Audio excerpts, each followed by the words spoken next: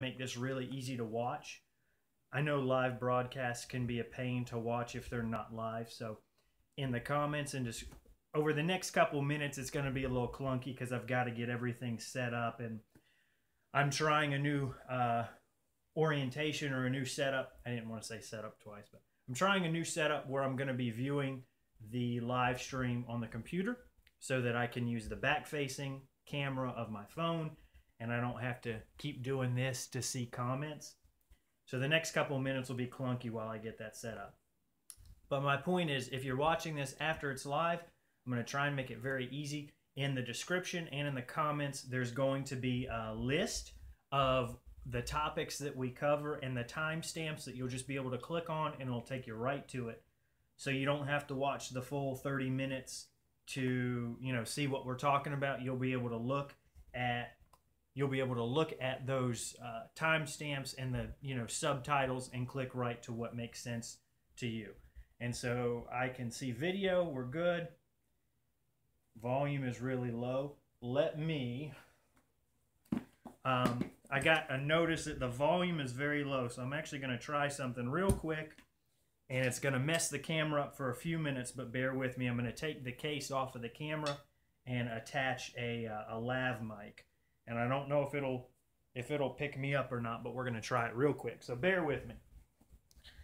We're going to take you off the tripod and pop you out of the case.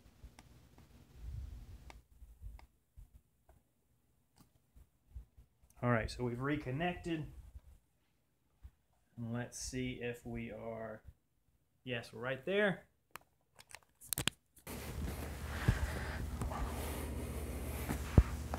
Okay, so now we need to re-angle everything because I just messed it up.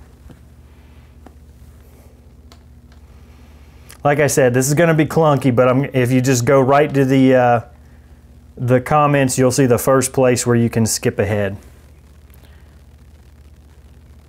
All right, so Darren says the volume is much better. Acme, hey, good to see you, man. Did you hear the volume before? Can anyone tell me if this microphone is making a difference? All right, so we've got a good afternoon. Hi, sounds okay to me. Howdy from Oklahoma City, OKC, that's where you're at. Donald, thank you. Donald was Donald Dykes, he was a giveaway winner. He told me he got his package. I think pretty much everybody's gotten their package. The only one who hasn't was one fella who waited a couple of days to email me his information. So I had to just ship it out this Saturday because I don't go to the post office too much. All right, just tune in, but it sounds great. Okay, perfect, perfect. So like always, these are really just open forums for you guys to ask me any kind of questions. Let me actually, I have to kind of change my viewpoint so I can see the chat without turning my head too much. So now you guys can still see me okay. And yeah, so Sanders Lawn Service, ever since I've been doing giveaways, poor Sanders has been trying to he's been faithfully entering and he still hasn't been able to win. I will tell you this, there are several people who haven't yet claimed their prizes, and if that stays the same way, I'm just going to play nepotism. Well, not nepotism, but favoritism, and just send them out to some folks randomly. And I think you might, well, randomly, it's going to be who I choose. But you might be one of them, Sanders, because you haven't been able to win anything in a while. And yes, the PB770 is a huge upgrade from the little snapper I was using. I published a video a few days ago about why I'm getting rid of some of my backup equipment. And so the snapper backpack blower is one of the things that I just got rid of, because as nice as that PB770 is, if it ever went down, I wouldn't be able to use the snapper as a backup. It's worlds apart. I would just have to buy a brand new PB770, so. All right, Mr. Lean and Mean, Billy Goat approved. Billy Goat says I'm lean and mean, and he approved of my strategy for dumping some of the backup equipment. Jimmy Jam got his present, that's great. What up, Brad? Hey, Brad, with Your Way Lawn Care, with Brad, with Copper Creek Cuts. Yes, Wyatt, this is live. You did make it. Wyatt asked if he made it. He can't tell if it's live or recording. I don't know, maybe, I don't know if that's a compliment or a diss to my talking style that you can't tell if it's recorded or live. I'm not sure. We'll take it in the good way. So any questions you guys have, just feel free to shout them out. One of the things I did have, a question that was sent to me that I figured I'd cover just to get the ball rolling, was somebody had asked me how I've got some recording stuff. I've made a couple videos about how I've gotten a little bit nicer stuff.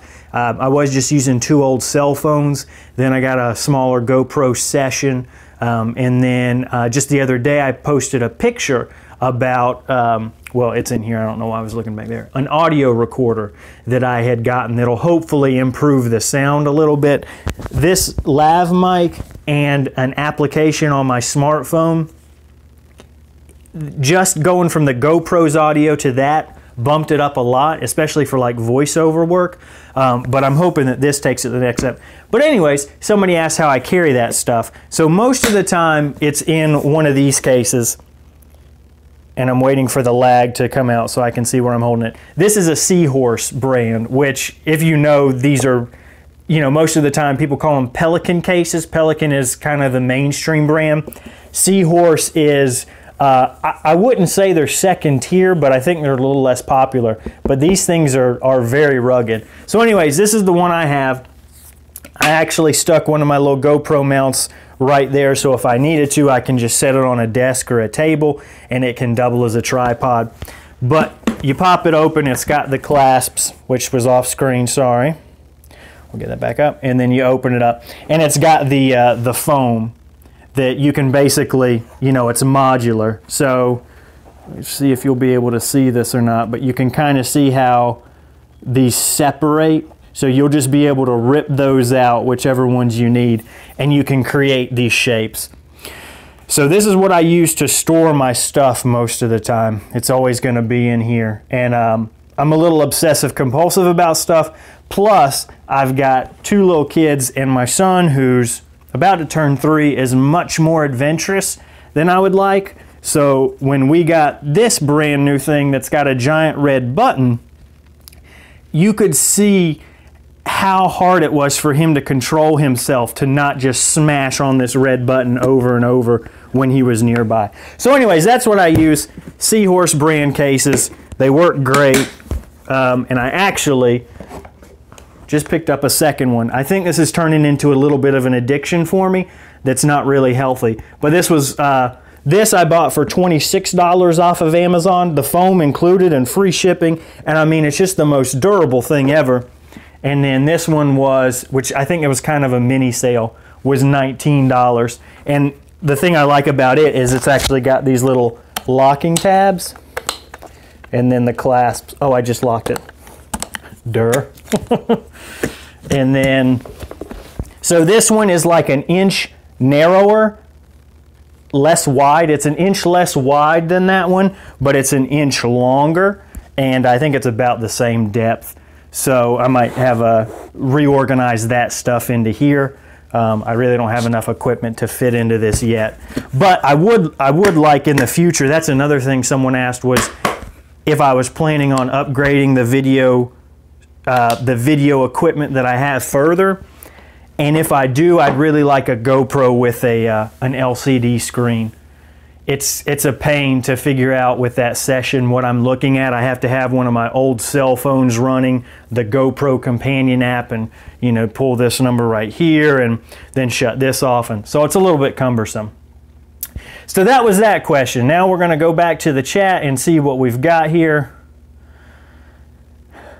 Brad from Your Way Lawn Care says he loves the 770 also. He got rid of the BR600, which is a still, right? The BRs are those still ones because the 770 is so much nicer.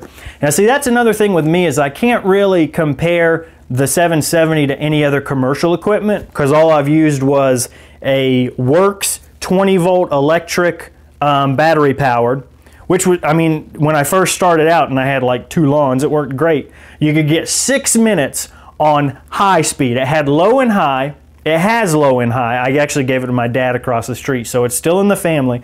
It has low and high speed lasts for 6 minutes on a battery, but I got 3 batteries, so it did me okay for a little bit. But at that, the Hitachi handheld and the snapper, backpack blower, none of which are even remotely close to being described as commercial. So, so if Brad from Your Way Lawn Care, who has used a BR600, says the 700 is better, or the 770 is better, you can take his word for it. And you can take my word for it that it's better than $45 junk from Walmart. Darren's commenting on the 5-minute live stream shenanigans. The first 5 minutes are always rough. I agree.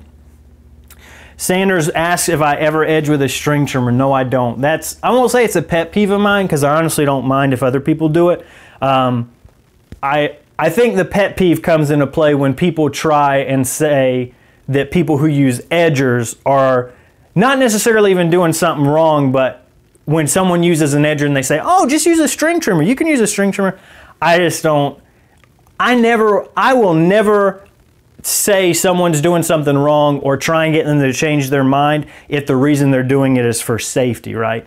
So I will never pick up a string trimmer and edge with it because I just believe it is incredibly unsafe when compared with an edger. You know, the fact that the edger has a giant guard and the little rubber flap, and I think the edger's easier. And I don't want to turn it into a debate of, you know, string trimmer or edger for edging. I think to each their own, but for me, edger all the way. I just don't have enough confidence in my abilities to use a string trimmer to edge. I don't think I can keep it that steady.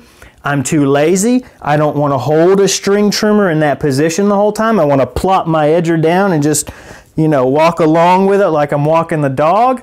And so, yeah, so no string trim edging for me.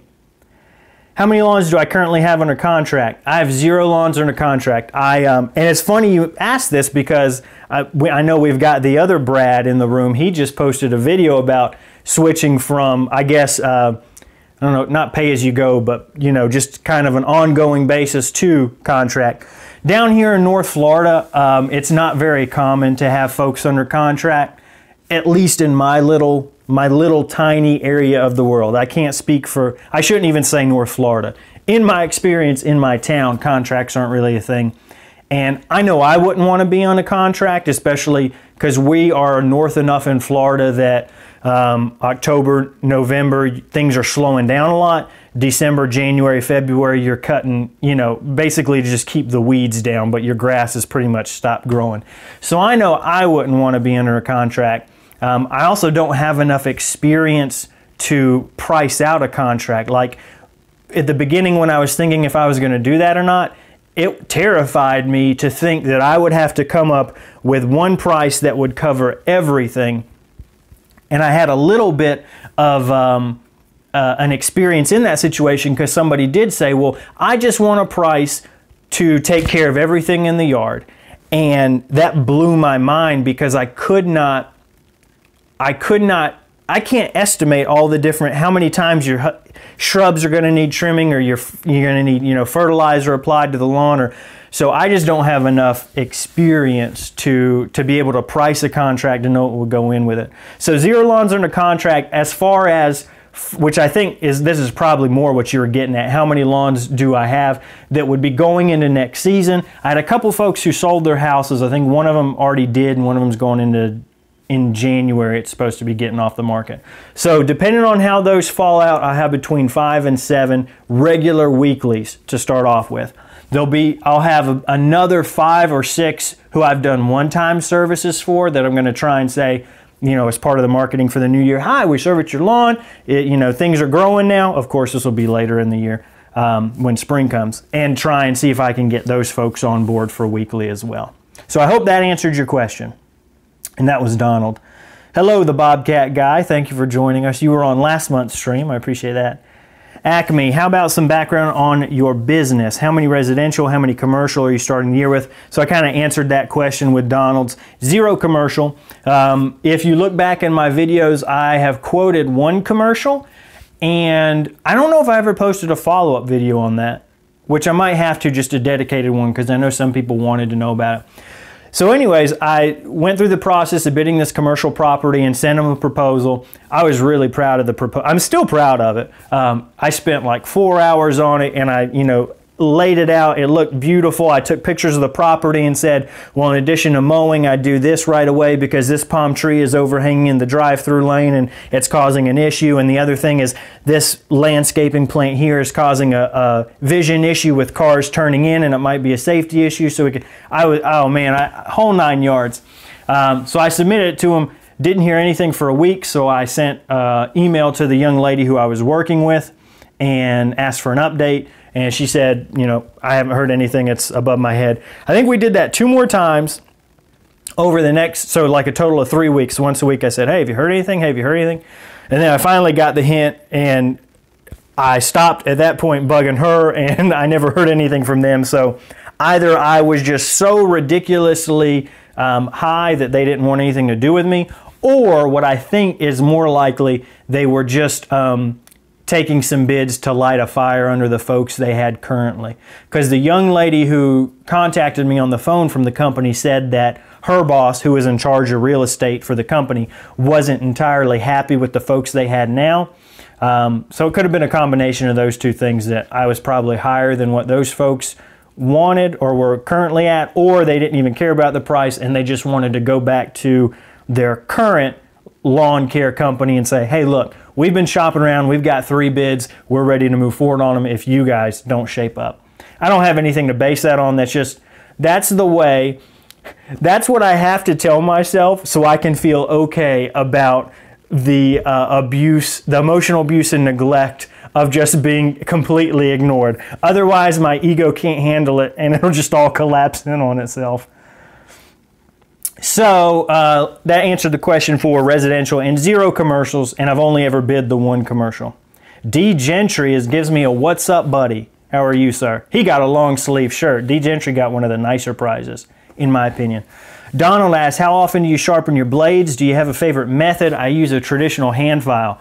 Man, hats off to you. I don't think I sharpen my blades very well, as far as, I mean, I get them sharp, but I don't think I'm very skilled as far as the angle I hold. I have a bench grinder. It's a Wen bench grinder. I've got a video on it if you're curious. And I attach it to a table saw with some C-clamps and, you know, just run it back and forth.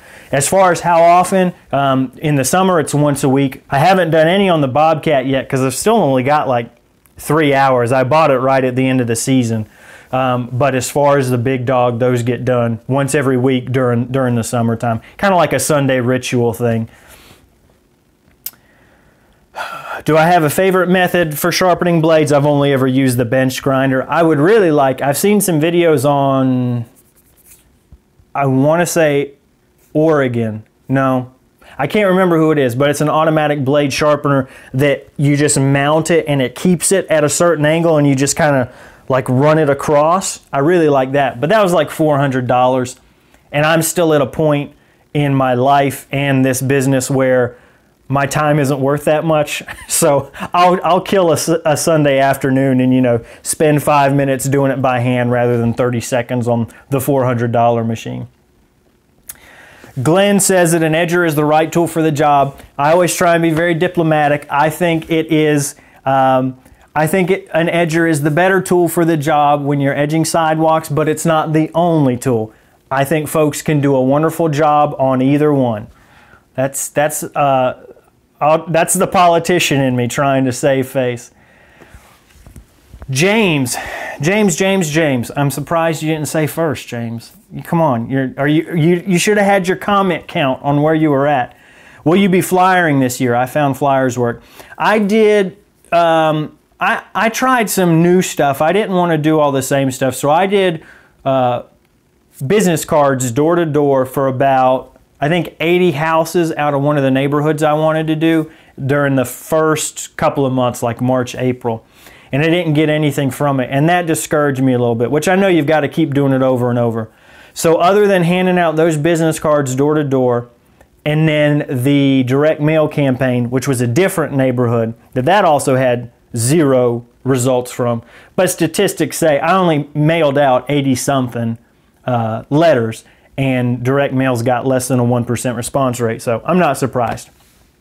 So anyways, based on those two things, I haven't done flyers. What I am going to do is postcards. I've got 2 neighborhoods that I want to target, and I'm getting 2 postcards designed, one for each one of them, so it'll have their name, the name of the subdivision plastered on the front of it.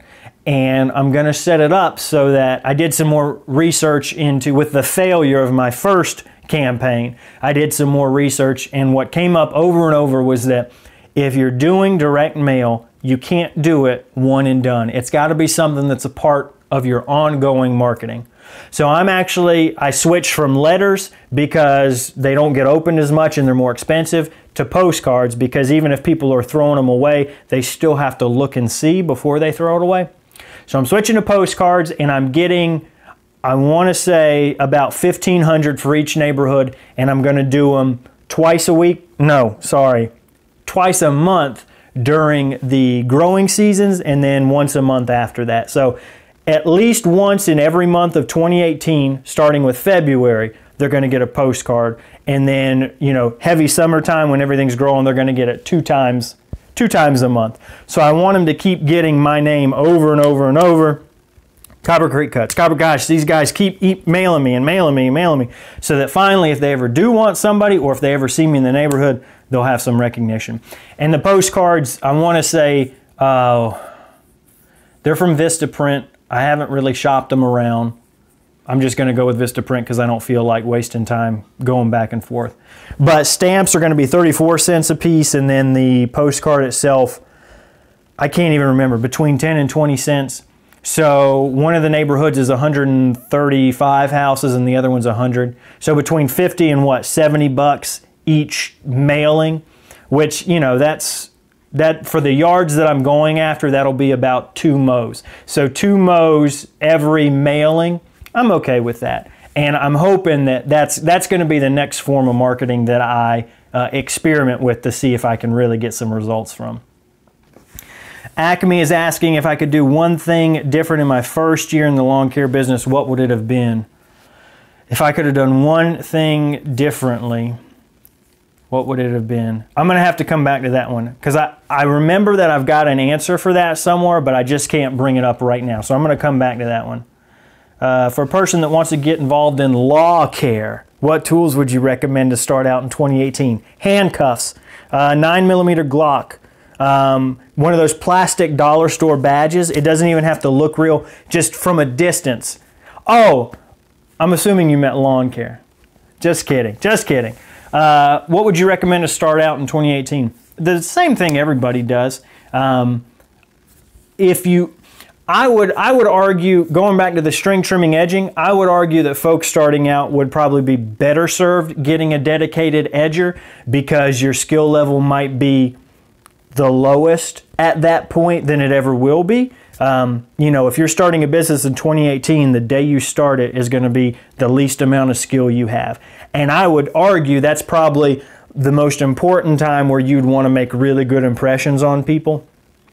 So I'm of the camp that you need a mower. A push mower would be fine. I mean, depends on the size yards, right? Push mower, a blower. I don't like the idea of using a broom. I think compared to other lawn companies, that's probably one thing that might make you look a little less professional if you pull out a broom or a sweeper. If you have to do it, that's fine. But I would argue even just a real cheap handheld blower for $100 would go a long way as far as your perception and also your productivity. So gas blower, string trimmer obviously, and then I would also argue, you know, find the extra 100, 150 for a cheap stick edger. Or one of the things I did, that's one of the reasons I decided to go with that power-based model, was because it's cheaper to get those different attachments than it is a whole dedicated unit. And as a solo operators are really, in my opinion, one of the best candidates for those attachment-based systems. If you're going to run a crew of 2 or 3, you can't have one power base and, you know, an edger head and a string trimmer head, right? That doesn't make sense because one guy's going to be string trimming, the other guy's just going to be twiddling his thumbs. But if you're a solo operator, that's something you can look into that may drive down the cost of that package. So that's what I would recommend. Mower, blower, edger, string trimmer. Wyatt's Lawn Service. Wyatt is commenting on an advertising video from Blades of Grass. He uses business cards with a rubber band through the corner and hangs them on doorknobs. That's what I did for the houses that weren't at home. I just hung them on those doorknobs. I think I had found that out from a real estate video. You know, some realtor had said, oh, and do this. You punch a hole out and then loop a rubber band around it. All right. I bumped down too far in the comments.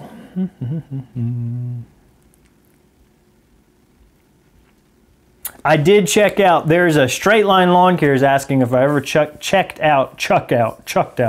If I ever checked out Bradley stand-on mowers. Now Bradley's a brand of them. And I did check out the stand-on mowers. Bradley, their brand is very inexpensive when you look at their prices for their mowers compared to other folks. Like ridiculously cheap. Like I wanted to say between $3,000 and $4,000 for like a 52 and 48 inch. The issue with me is that I like smaller yards. I like smaller equipment. I like my smaller 5x10 trailer. So a 36 inch is about the most that I can do. They did not have a 36 inch standard. They had a 36 inch walk behind, which you could pair a sulky with, but I didn't have any interest in that. I don't want to learn how to do a sulky, and I just want everything compact. And the sulky, that'd be like another, you know what? Well, I don't know, another foot and a half on the trailer, and I'm already tight on space. So I did look at Bradley stand-on mowers. Didn't decide to do anything with them. Billy Goat asks how I like overgrown properties. So most of those overgrown properties that you guys have been seeing in the feed lately, I'll be honest with you, that's recycled footage from earlier in the year. When I first started editing videos, up until about September, the software I used, if I compressed any of the video, so to do like a time lapse, I lost the audio. So I would just plug in music. So a lot of my older videos are real-time raw audio or time lapse with music. So what I've been doing, I've got new software now that when I compress the time aspect, I still maintain the audio. So now I've been remastering some of those. Well, I don't know if remastering is the right word.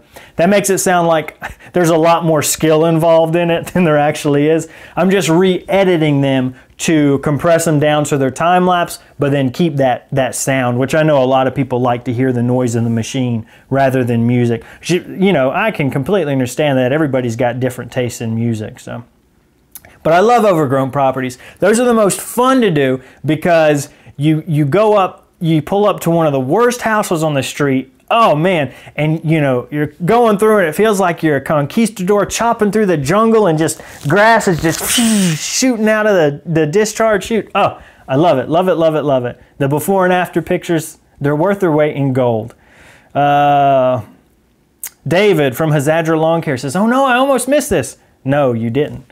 We'll go a little bit longer if we can, because we're already at 30 minutes, but we still got some questions, so maybe we'll stretch it to 45. Don't tell my wife. Darren has a sharpening video coming out I might be interested in. I would be interested in that. I'll take a look at that. Josh says, hello from East Tennessee. Hello, East Tennessee. You're probably a little bit colder than I am right about now. D. Gentry says, Josh in East Tennessee, little ways away near the Cookville area. All right, so we're finding out where everybody is from. Very nice, very nice. Some more of that. James says that, first, thank you, James. Per 100 flyers, he gets 3 to 5 calls. That's a pretty good response. I like that. And is that, you'll have to clarify in the comments for me, is that flyers that you just stick in their door or directly hand to them after you've knocked, or let me know about that. All-American Sharpener. Brad from Your Way Lawn Care uses All-American Sharpener, which is a jig, so I guess he's saying it keeps that level, the angle consistent, and I love it. I'll have to look into that. Is that something that is cheaper than that $400 machine that I can't remember the name of? Let me know.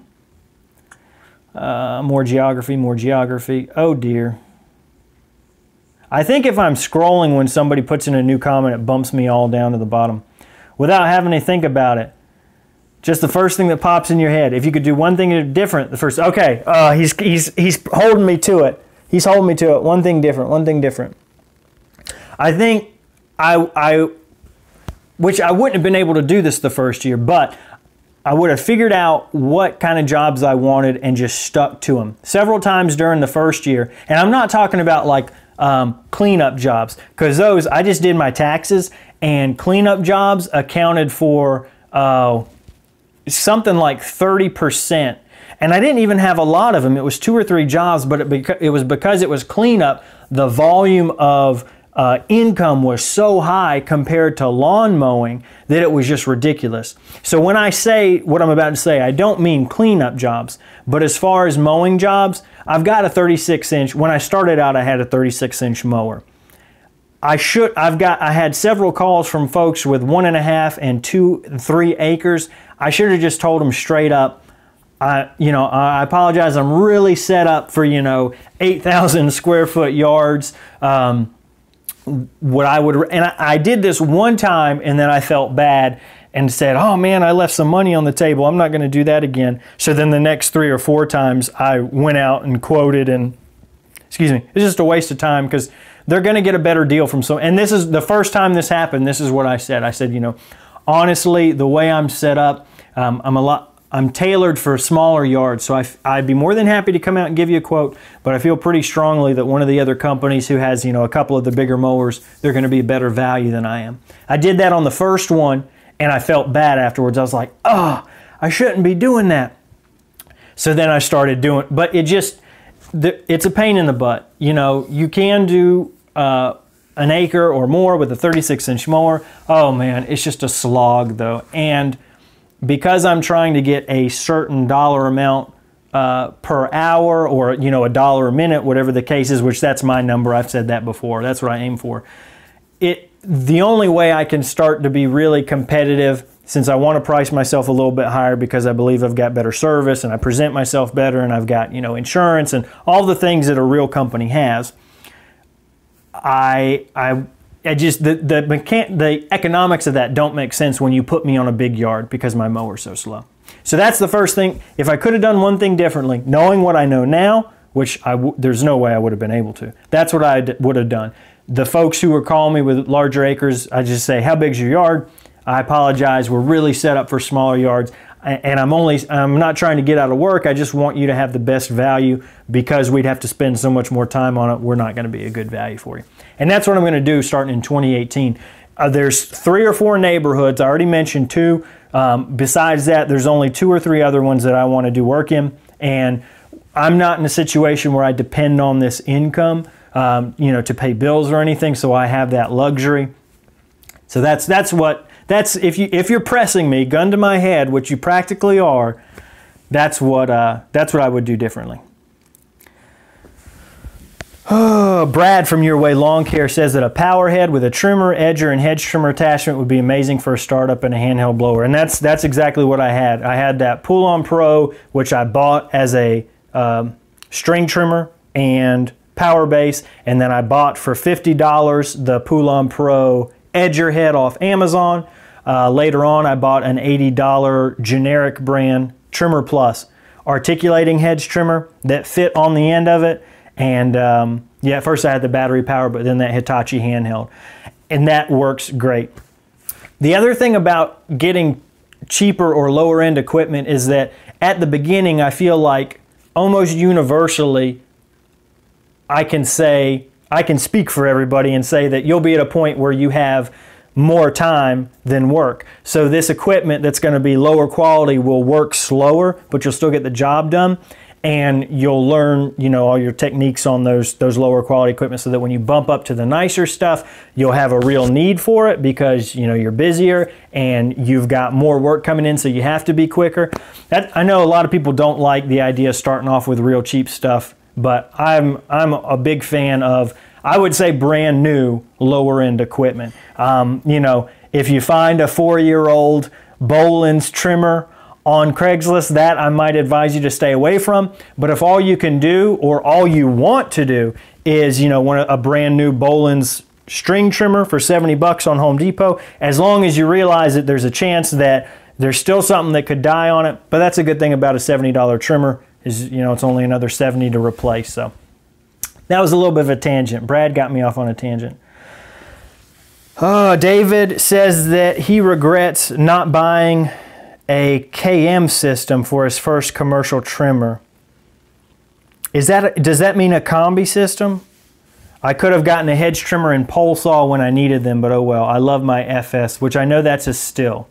FS 111R. So I think he's saying he regrets, not to put words in your mouth, Dave, but I think he's saying that he likes the idea of a power base.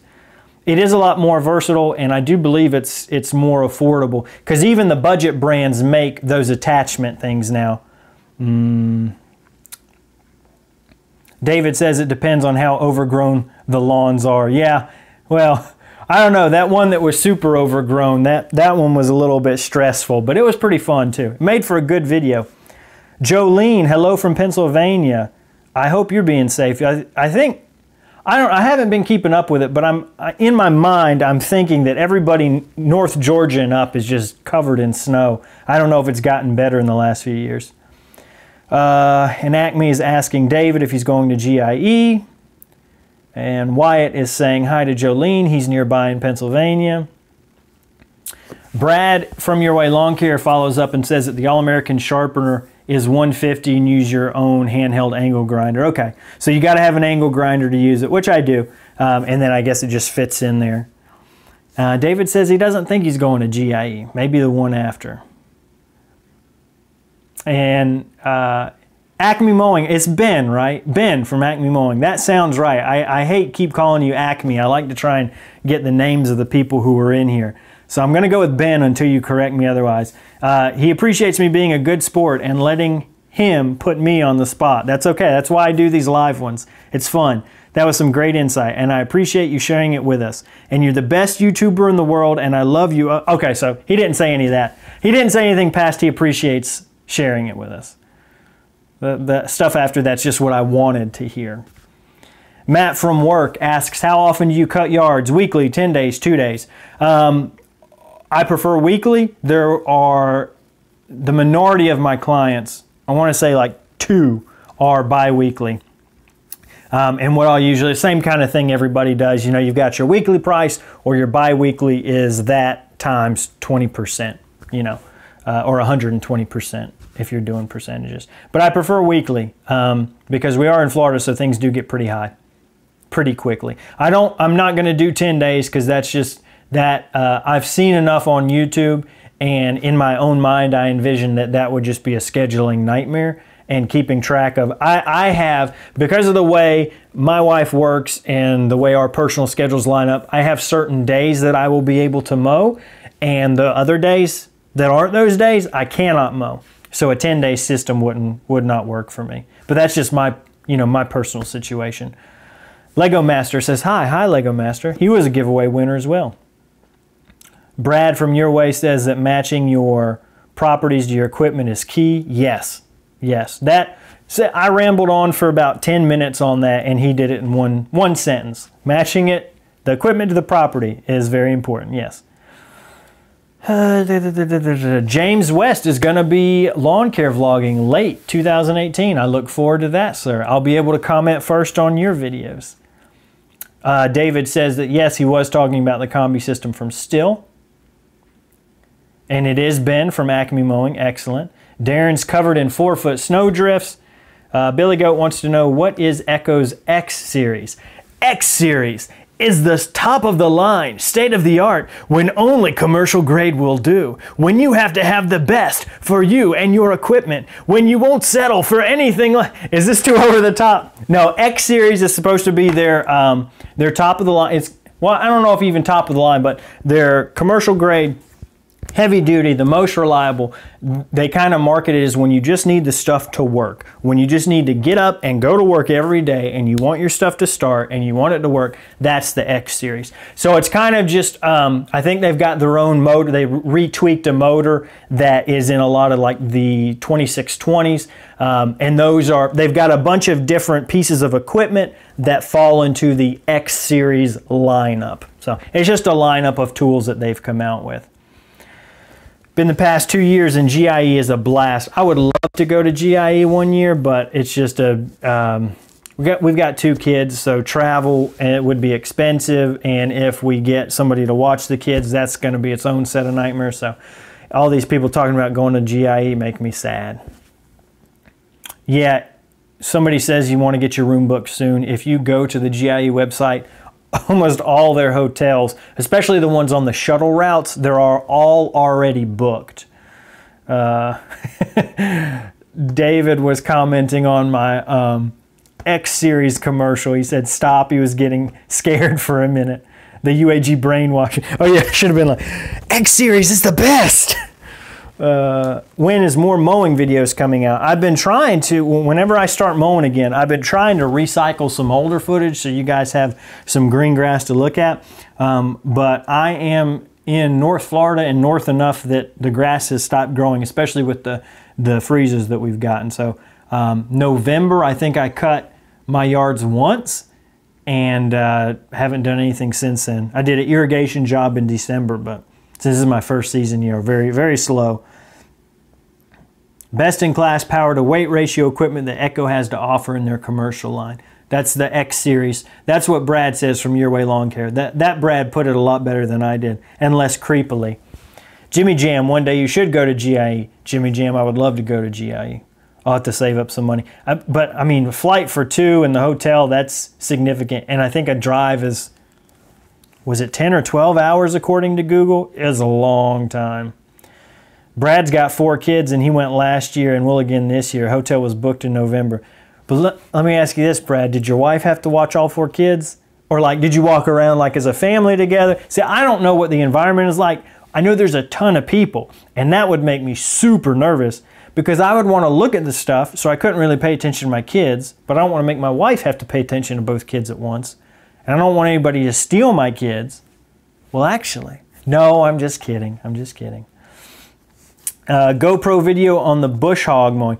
That Bush-hog wasn't, somebody asked for a GoPro video on the Bush-hog. I don't own that Bush-hog that you saw. That was a rental that I rented for a job. The guy, I went there 7 in the morning. The guy never came to the door. I stayed there for like half an hour because I was getting a deposit check for, I think it was a $1,200 job. I've got a video of it. So I told him, yeah, Saturday at 7 I'll be here and you can give me the deposit check and I'll start. And he said, great. Well, I went there, stayed till 7:45, nothing, couldn't get him on the phone. And we're out in the boonies, so the worst part is I didn't have cell service where I was, so I had to drive up the road half a mile to get cell service and call him from there, and then drove back and tried knocking again. Turns out he and his wife had went out the night before and, you know, had a really good time, and they didn't wake up till noon. And, you know, I said, all right, well, I'll try and come Sunday, and then it ended up raining. So I called him, I said, look, sorry it worked out this way, but, you know, because I couldn't work Saturday and I can't work today and the rental's got to go back, I'm not going to be able to help you out with the job. So I just had to eat all the money, $150 on that. GoPro video swinging on a weed eater shaft. Very nice. That might be something to look at for sure. GIE is in Kentucky. Yeah, Louisville, Kentucky, I think. Wife doesn't go. She doesn't care about any of it. So Brad says his wife doesn't go. Is lawn care your primary income? Hustle on the side. For me, it's a side gig, but for my son, this will be his life. So that's Ben asking about the financials of the lawn care. No, I'm a stay-at-home dad. So my wife and I met working through Florida Blue, Blue Cross and Blue Shield of Florida. When we got married, we had our daughter, let's see, maybe just like a year later. And at the time, her earning potential and education background, she's got the better career path than I do. So we decided that I would be stay-at-home dad. So I went down to part-time to help watch our daughter, and my parents helped, and then my wife helped on weekends while I went to work as well. And then after our second came, the choice was just really clear that I'd be the one to stay home. So they finally gotten to an age where they aren't as demanding, and I've got, you know, afternoons and evenings when my wife gets off work that are a little bit more free for me. So now this is just hustle on the side is what it would be, yeah. And like I said, we're very fortunate that I don't depend on any of this income. And that's why some of the decisions I'll make, they aren't what other people will recommend because, you know, I'm saying if I could do one thing from the very start, I would turn down work that I don't want. I think very rarely you'll hear that advice for folks who depend on this. They'll say, you know, it's gonna stink, but you've got to take every piece of work you can get. That's one advantage of starting it on the side. Oh, This was the answer that I had for you, Ben, that I was trying to come up with, and you just shook it loose. If I could say anything, if I could do one thing differently, oh wait, no, this was the best piece of advice. Okay, never mind. If the question was what was the best piece of advice for someone who wanted to start, which isn't what you asked, but it would be start it on the side first during your full-time stuff. Because if you stop your job and then jump right into this, like, you know, one day to the next, it's going to be really stressful to get all this work. So lawn care is one of those businesses that I've seen time and time again people say it takes time to get the ball rolling. So you need to start it, I would say start it on the side while you've got, you know, your full-time or your other part-time job that you're thinking about leaving.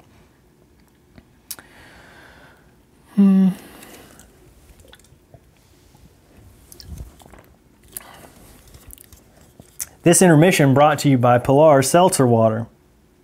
It's actually Polar. I don't know why I say Polar. I just try and make it sound fancier. Yeah, and Darren says take every job you can get. That's what he does, and now he's the only one around who works on old equipment. So there is something to be said for taking every job, but I'm fortunate enough that I'm in a position where I don't have to, which I'm very fortunate to be in that situation. And that's what I learned the first years. I don't want to take everything at work. And then we've got some guys talking back and forth. All right, so I think what we'll do at this point is probably wrap it up. My wife's wanting to come in and use the bandwidth for some of her internet videos. Appreciate everybody tuning in, all the questions.